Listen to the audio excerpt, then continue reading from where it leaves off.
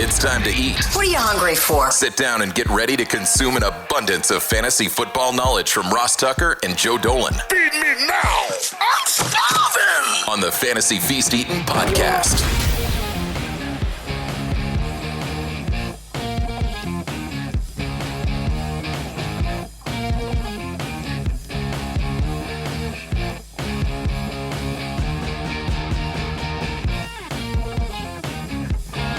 Yeah, let's eat, baby. It is the Fantasy Feast Eating Podcast. We are, of course, presented by DraftKings. Love those dudes.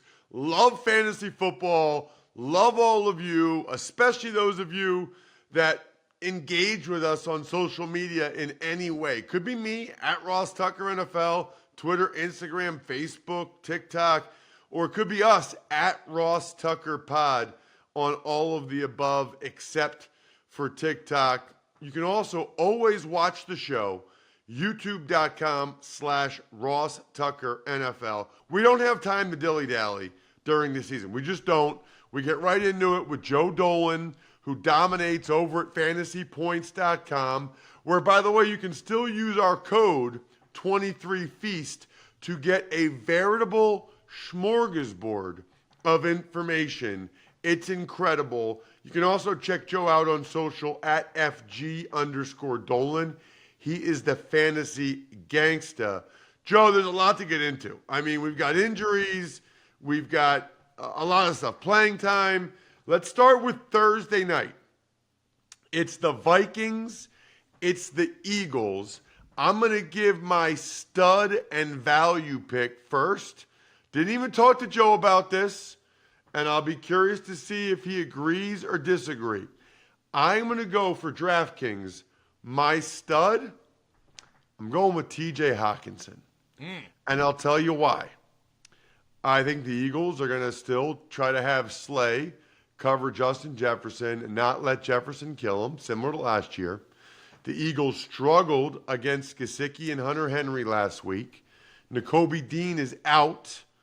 And so I think Hawkinson has a chance to be pretty good in the middle of the field. He's only $6,100, so he's not like a crazy amount. So Hawkinson's my stud, and my value, I'm going with another tight end, Dallas Goedert. Dallas Goedert's only $4,700. The offensive coordinator, Brian Johnson, the head coach, Nick Sirianni, have been very clear. They know they got to get Goedert involved. My value pick for Thursday Night Football on DraftKings, Dallas Goedert, $4,700. My stud, Hawkinson, $6,100. Love it, hate it, somewhere in between, Joe. What do you got? You don't even need me on this podcast, Ross. I think that was fantastic. I think that's a really good pairing there. Dallas Goedert, oddly enough, people are asking, like, John Hansen was asking our group chat on Sunday, what the heck happened to Goedert? And I said, Tony Romo was pointing it out on the broadcast. Jalen Hurts just missed him a couple of times. And Ross, I think one of the themes that we're going to have on this podcast is week one, there was not a whole lot of great quarterback play. Even from guys that you've grown accustomed to having really good games. And Jalen Hurts' fantasy game in week one by fantasy points would have been the worst he had in all of 2022. Lamar Jackson's fantasy performance was the worst game he's ever had. So just a really strange week, and I want to ask you this, Ross, just as a preface to the rest of the shows that we're going to do this week, the rest of the games we're going to talk about. Do you think this is anything with guys not playing in the preseason? Would teams rather get off to a slow start in weeks 1 and 2 than lose a key contributor in the preseason? There's no doubt in my mind that not playing at all in the preseason is a small factor because game speed's just different. It's just different. I also think, though, even if you play in the preseason, Joe, it's a different preparation, right? Like, they haven't played in a year. Like, they have new coordinators a lot of times. Like, you don't know what they're going to throw at you. You don't know how they're going to utilize the new personnel. And I think defenses are typically and should be decently further ahead than offenses in week one. It's a really good point, though, by you. And I'm curious what we should know or think about for this Eagles-Vikings game from a fantasy perspective. No, I think the Eagles' offense is going to be better in this game. It would be hard for it not to be. On the defensive side, I love your call of T.J. Hawkinson, but it's worth pointing out that the Eagles look like they're going to be down James Bradbury in this game. He's dealing with a concussion, and if he doesn't play in this game, probably more opportunities for Justin Jefferson and Jordan Addison on the perimeter. So keep in mind that, and by the way, Minnesota did not run it well in week 1, and the Eagles stifled the Patriots' run game pretty well in week 1. And also, Garrett Bradbury, the center for the Vikings, could miss this game with a back injury. That would just incentivize the Vikings to throw the ball more, in my opinion, because you saw Jordan Davis, Fletcher Cox, Jalen Carter, Milton Williams. The Eagles are like 8 deep at defensive tackle. Those guys are going to eat the interior of the Minnesota offensive line, so I expect the Vikings to throw the ball quite a bit in this game. It's a different Viking defense than the Eagles played last year. Obviously, Brian Flores, much more aggressive than Ed Donatel was in terms of blitz packages, but the Vikings had some trouble covering Mike Evans, and they had trouble covering Chris Godwin last week against Tampa Bay. I think the Eagles are going to have a lot more success throwing the ball than they did against New England in week 1. Another injury to watch for the Eagles. First and foremost, Ross, we talked a lot about the Eagles running backs this offseason. Kenny Gainwell comes out and he's the bell cow in week 1.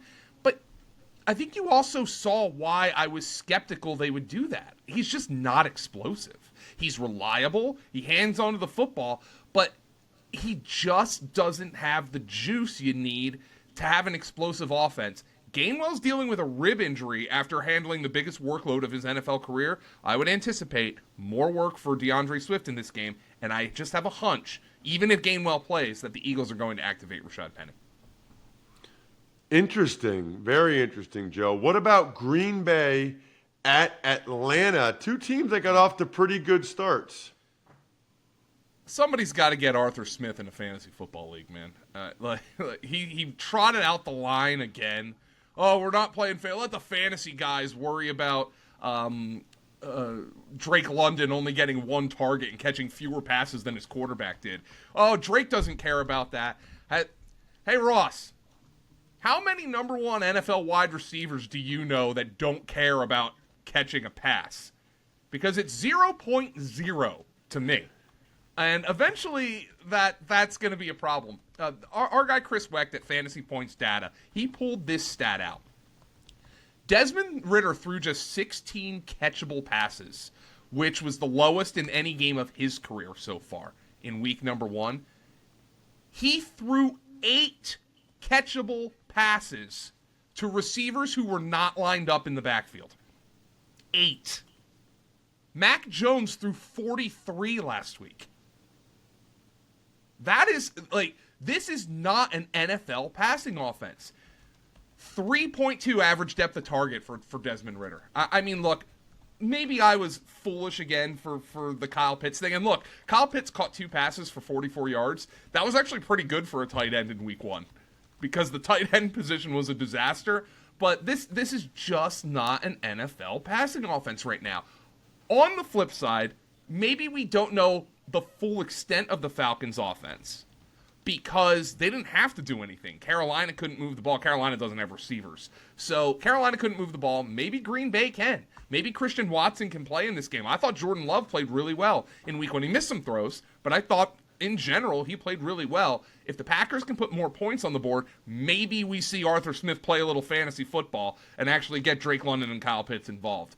That being said, I cannot knock Arthur Smith for his Tyler Algier usage because Tyler Algier was awesome in that game. Right now, I think both Tyler Algier and Bijan Robinson are startable RB2s in fantasy football.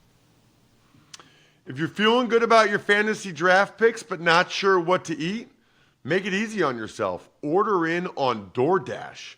Now you can root for your squad while your food and drinks are on the way. Yep, that means burgers, chips, dips, soda, pizza, wings, and so much more delivered straight to your door, Joe Dolan. All right, the Raiders at the Bills.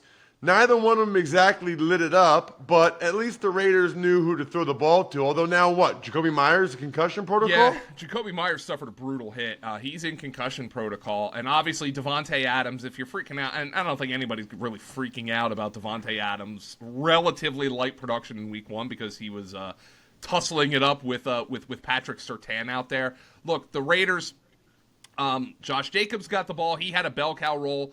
In week 1, another theme, though. Not a lot of teams ran the football well. Josh Jacobs had 19 carries for 48 yards, but his bell cow roll was secured. Devontae Adams is going to catch a ton of passes in this game. There is no two ways about that. If I'm looking at the Raiders, now Jacoby Myers should be picked up off the waiver wire, but I don't know he's going to play in this game. But they're very clearly going to have a role, and Jimmy Garoppolo was comfortable throwing him the ball. For now, I think it's Devontae Adams, Josh Jacobs as sure starts. Forget about anybody else. The Bills, Joe. Oh, boy. Josh Allen was awful in that game. Continuing a theme. Quarterbacks who you typically expect to have great games just did not. I'm not freaking out about Gabriel Davis. I actually thought he looked pretty good. That 26-yard catch, I'm not sure he makes that catch last year when he was dealing with the high ankle sprain. And he ran about half his routes against Sauce Gardner, and Allen was so bad in that game anyway that he was just locking on to Stephon Diggs, which, not a bad strategy. Stephon Diggs, I'm not sure this Raider defense is as good as it looked last week against the Broncos. I said before the season I thought it was Max Crosby and a bunch of guys. I'm not going to let 1 week change my whole offseason of analysis. I think this is a bounce-back spot for the Bills.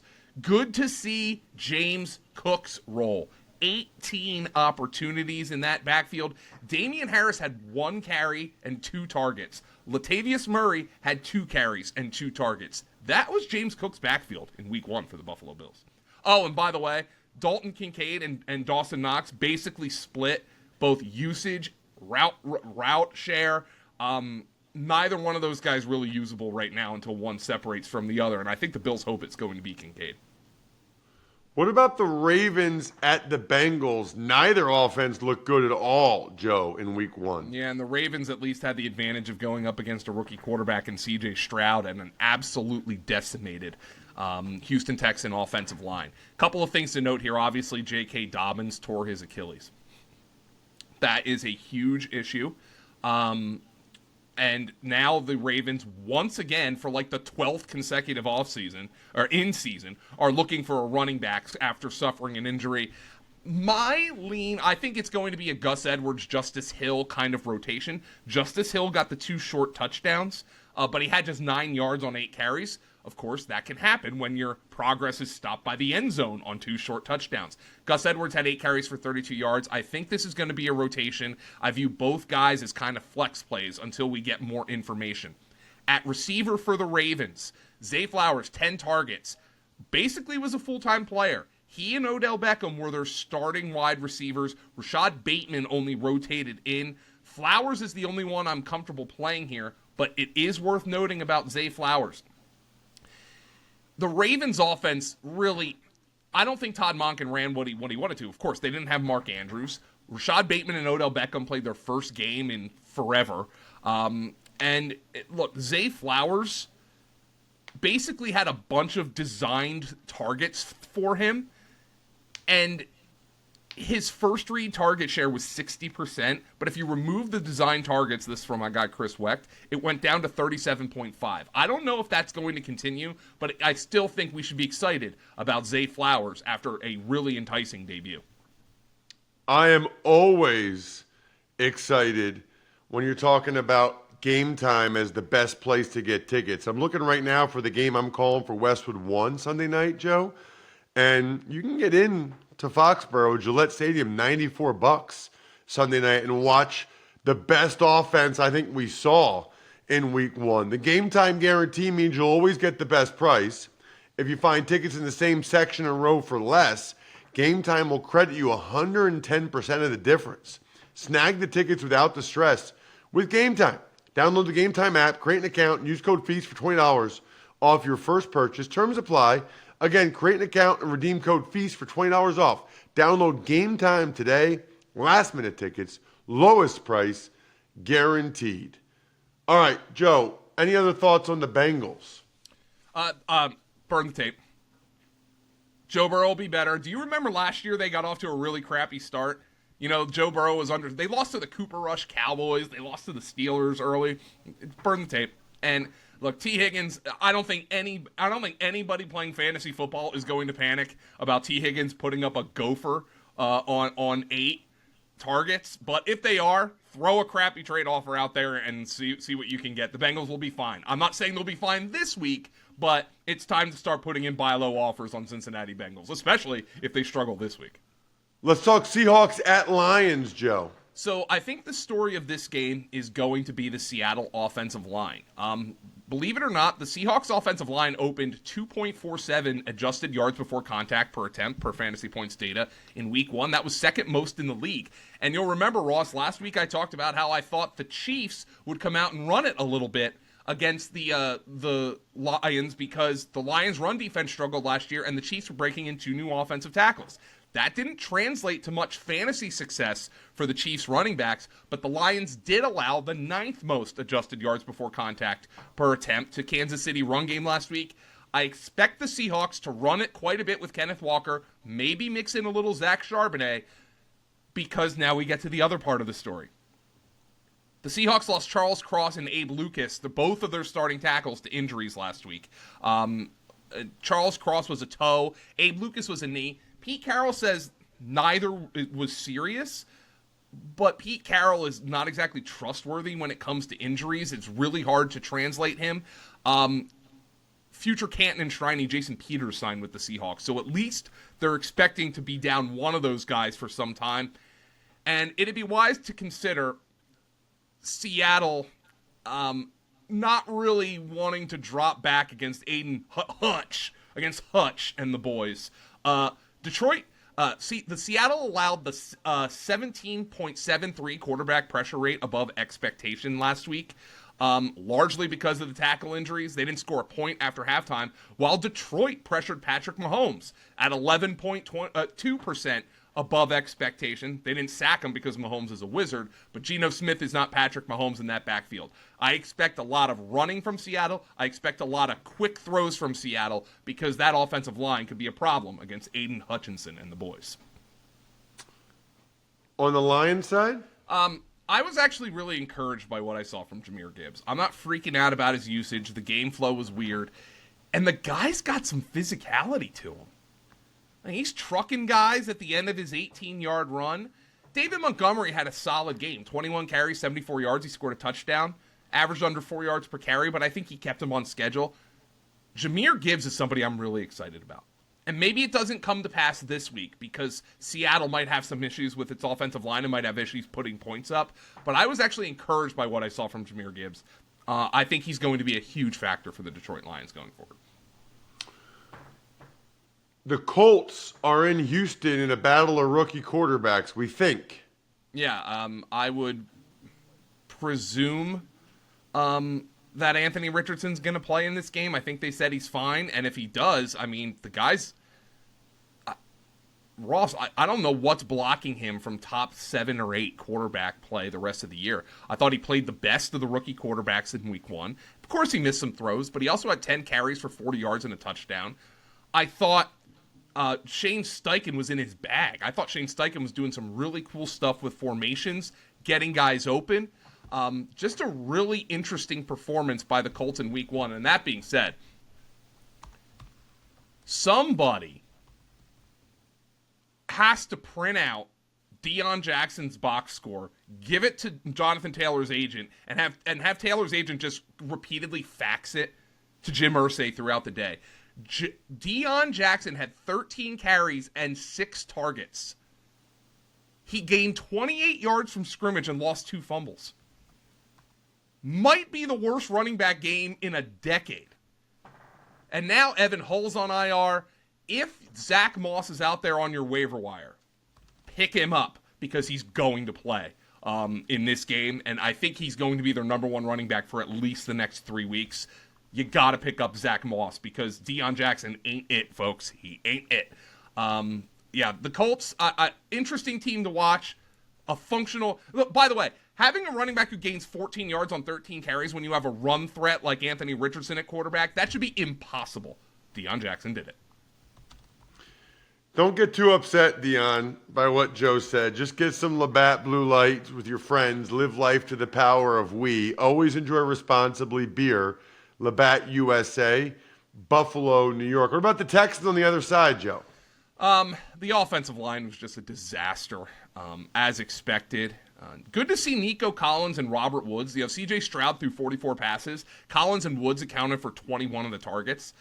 I think both guys are kind of low-end wide receiver threes in this matchup just because of target volume.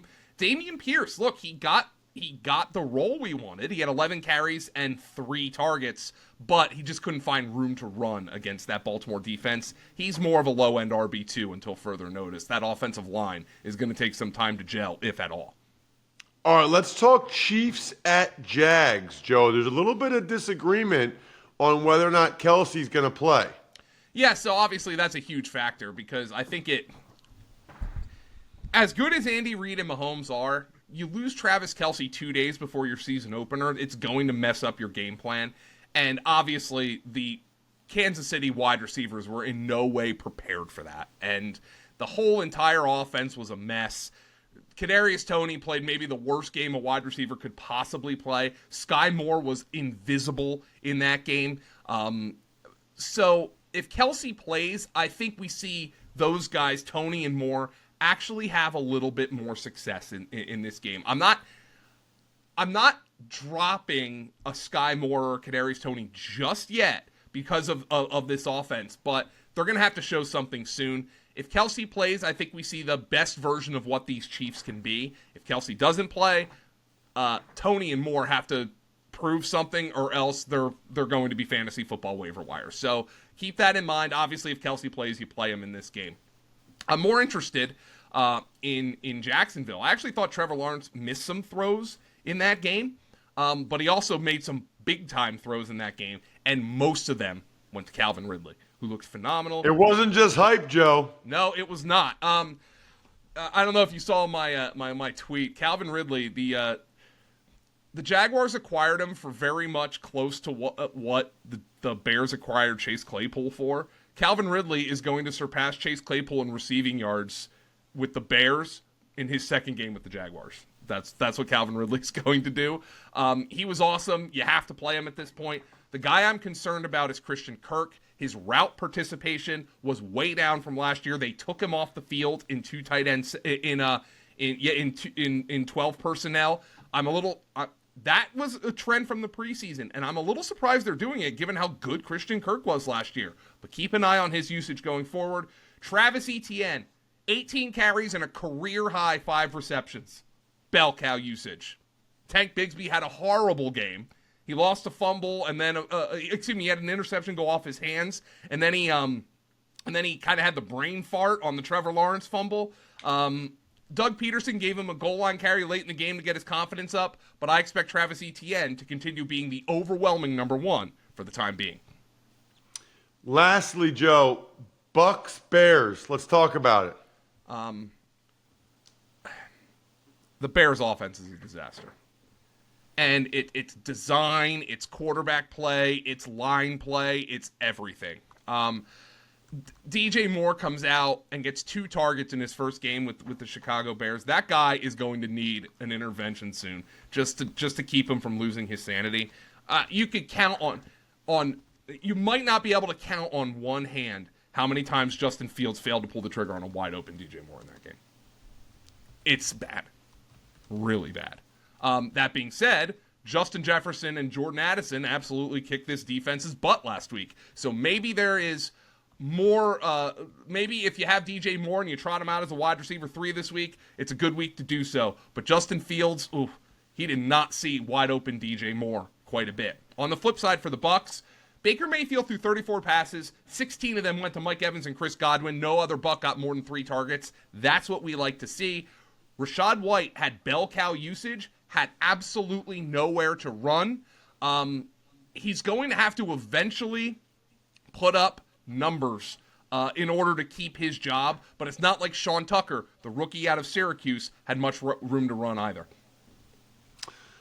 Boom, I love it. 1, 2, 3, 4, 5, 6, 7, 8. We hit 8 games. We will hit the other 8 in episode 2, which of course will be in your podcast app by the time pretty much all of you, unless you're like in Australia, wake up on Thursday morning, because this is the show that's so nice.